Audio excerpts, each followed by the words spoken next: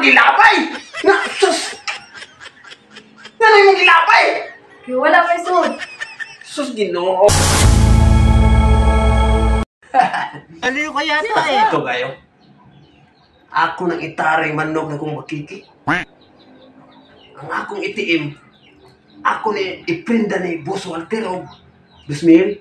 Kay ako nang itaray na akong manok makiki. Pero tira ko na mo labok, sigurado gi ko magadaog. Nya, kini kwarta na kong 400 may sone ang akong pitaka.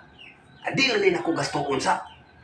Ang akong isugal, katong prinda na kong itiim. Adto ni Boss na ko Walter.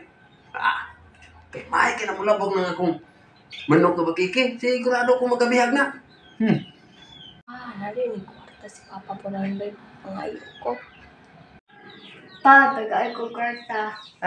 Magsigig pangayaw kwarta. Huwag ka ni mo itrabaho. Res balay di mo masugo. Huwag ka kwarta. Hindi totoo yan. Pati yung mga tapulanan, padlungon kayo mo. Huwag ka kwarta. Di ko matag. Huwag ka kwarta. Huwag ka katag. Hindi totoo yan. Sige, pangay kwarta ni akong anak, pertir pang mga banunguna, magsige lang email. Ako pa gikas trabaho, ako pa kuha sa batos balay. Tae. Pagkabandungon, may nada, away ayo. A few moments later. Hala, nabili na ang pitaka ni Papa. Hala, ni 400. Ako ni ko ng 400 niya. Ang pitaka akong ilabay.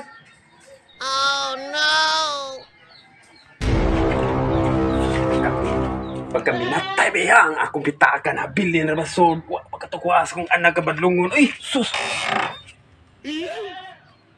Sus, pagka minatay, wala naman akong pitaka dire. Magkakuhaan. Anak kabadlungon. Bren! Oh! Bren! Ano na? Oh! Kita ka pitaka niya? Oh! Asa man dun? Akong gilabay, wala mong katusod. Sus! Nanong yung magilapay? Nga, sus! Nanong yung magilapay? Kaya wala may sud. Sus, Ginoo ko natin 400 kami natay ba ya? Oy, sus! Kasayang! Di mo yung magilapay? Oh my